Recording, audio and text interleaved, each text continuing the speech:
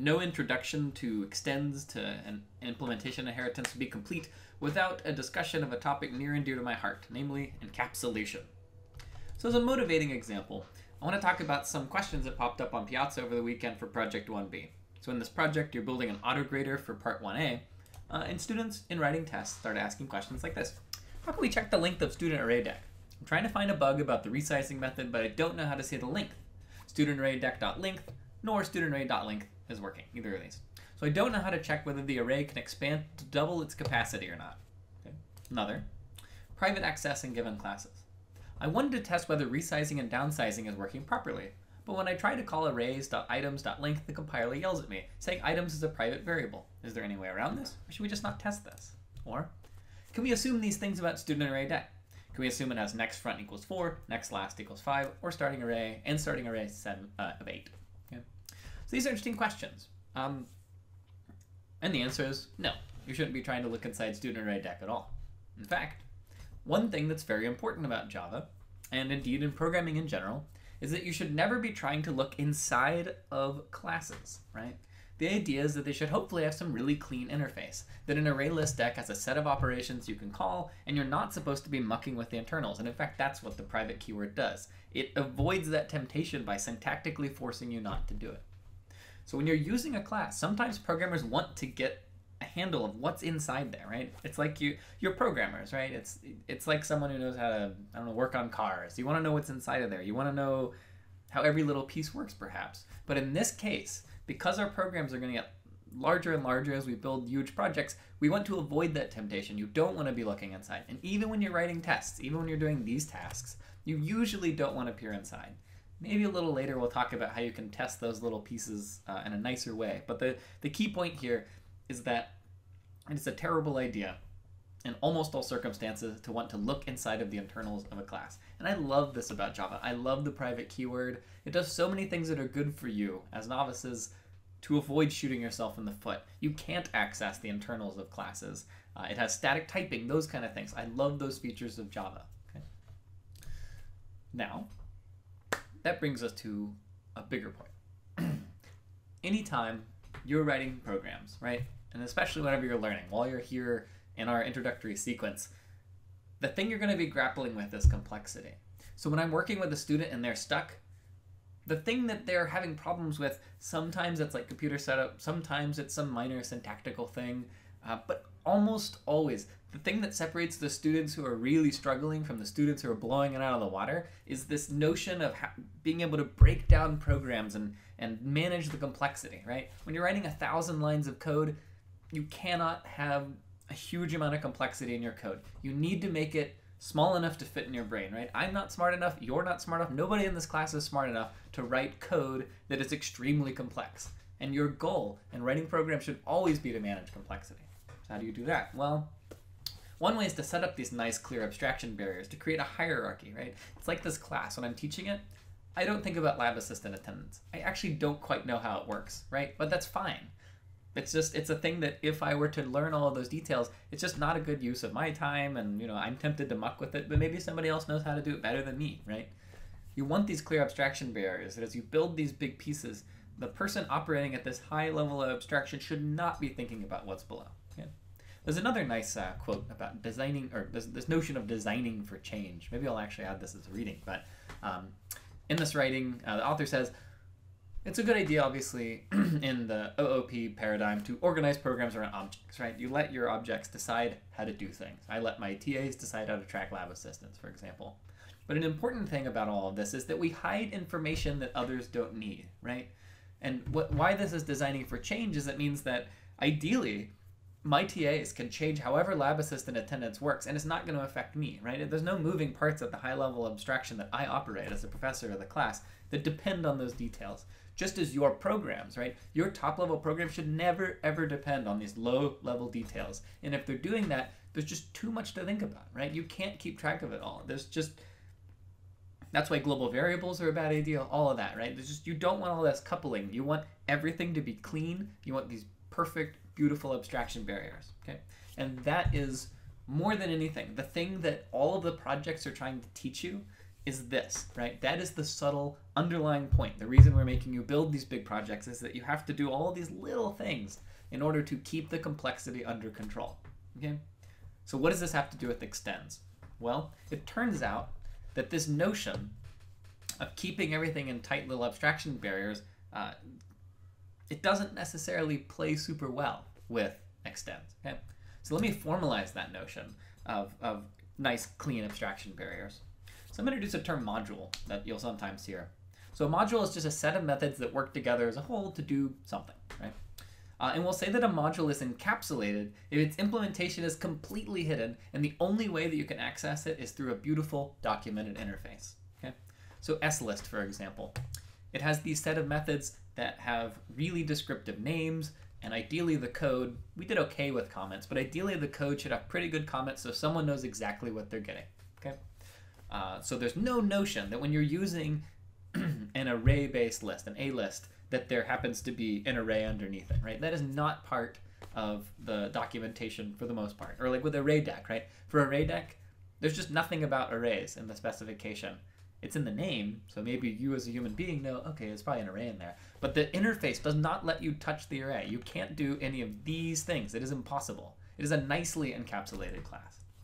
And so encapsulated, my little illustration here, of course, for example, bacteria, they're super complicated things, right? I mean, you think about the trillions of moving parts inside of these things, the complexity is mind-boggling.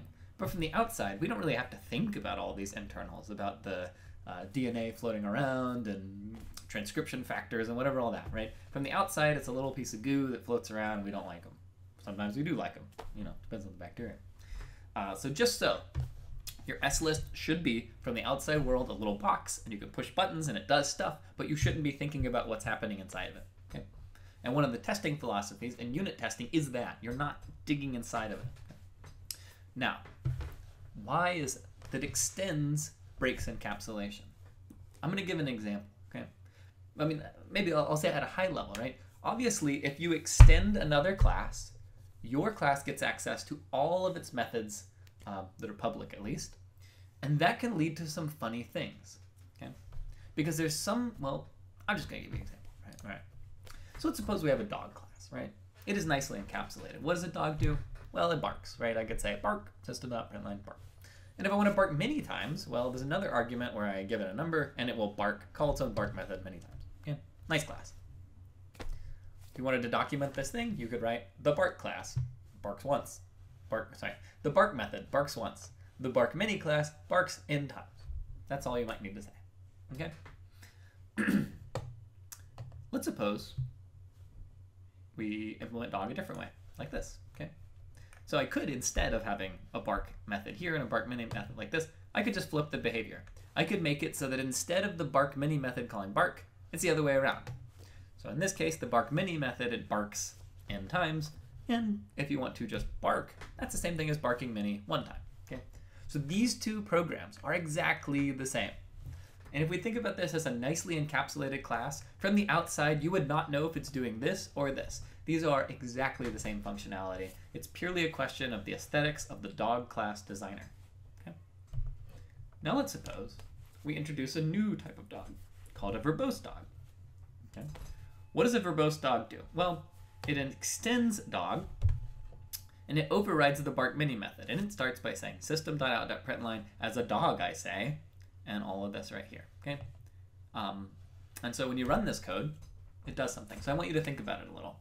If you have an instance of a verbose dog, and I say bark many 3, which of these 3 things will happen? Okay, so let you think about that. And you have paused, presumably, and thought about it. So let's run through it in IntelliJ. So here's verbose dog. If we run it, we get, as a dog, I say, bark, bark, bark. That's the correct answer. But let's step through it with the debugger because, well, we can. And it's 2x speed right now, presumably. So, you know, it's going pretty quick. So here's a verbose dog. We create a verbose dog, whatever that means. And now we come to bark many. So we step into bark many, and it says system.out.println as a dog, I say. Now we go through, and when we call this bark method, because verbose dog extends dog, it has access to that method, and so we end up here barking. Okay? So probably no great surprises. And so we end up with bark, bark, bark. Okay, That's it. So that seemed fine, right? The verbose dog class. Maybe there's an expert dog designer out there who built the dog class, and it was easy for you, knowing, since this is a nicely encapsulated class, exactly how to change bark many so that it's as a dog I say. Okay. Now let's suppose that the dog designer decides, well, you know what? This is a nicely encapsulated class, but I just don't like this as much. And they flip it around. And they flip these here. What will happen now? Okay. Think about that. Pause and think carefully. Maybe the answer is the same. Who knows? Okay, so let's try it out. So what we're going to do is go into our dog class. And we are going to switch the implementation to the alternate approach, right? They're exactly the same thing. Nicely encapsulated class, shouldn't be able to tell from the outside world. Now when we run verbose dog, let's take away this breakpoint. We run it and we get, oh, something crazy happened. Let's see. As a dog I say, as a dog I say, as a dog I say, as a dog I say, right? Something bad has happened. And it seems like it shouldn't have, right? Dog's functionality should not have changed, and yet it did, okay? So let's step through it and see what happened. So we use the debugger. We run up to verbose dog vb equals new verbose dog. Okay. Then we have bark mini. So we step in. As a dog I say. Okay, now we call bark. Bark we get from our class, our superclass. And so we end up here and we call, oh, bark mini. Okay. Well, in this case, the instance that we're running, you may remember from last lecture, there's something known as dynamic method selection, okay? So if the runtime type of the object is, in this case, verbose dog, it will use dynamic method selection because it is an overridden method, and so it goes back here. And we call bark mini, and so we get as a dog I say, right? Now we call bark, and now we call bark mini. Why isn't this one getting called? Well, the answer is actually really simple, right? I mean, it may not seem obvious to you, right? It's not obvious, but there is a simple rule that once you understand it, this will be clear as day. But the issue is that dynamic method selection always calls the overridden method if the runtime type is, in this case, verbose dog, okay? And so the worksheet, the discussion worksheet, question number 3 on worksheet 4, you'll go through this in spades. So I know it might be a little rocky, and I encourage you to experiment with a little. But we can see here what's happening, right? And so if we keep running it, we're going to get as a dog I say in an infinite loop forever, okay? Now, we could fix that, right? One could say, right? I mean, what's the problem ultimately? The problem is that this dog class, the documentation, if someone needed to be able to take this into account, then we're going to have to expand our documentation, and we're going to have to explain, for example, we're going to have to put in our comments, right? So if we have to take into account the idea that someone might extend my classes, I'm going to have to here say barks one time, uses the bark mini method, okay? And so this little bit of documentation is a warning to people who might override this method, or sorry, override this method not to call, this right here is a warning to those who might override bark many that they should not rely on the bark class, because otherwise they're going to get into this infinite loop.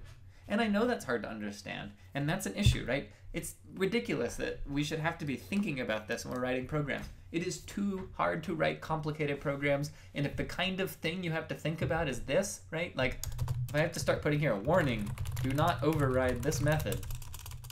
Do not override bark many and have it call this method. Right?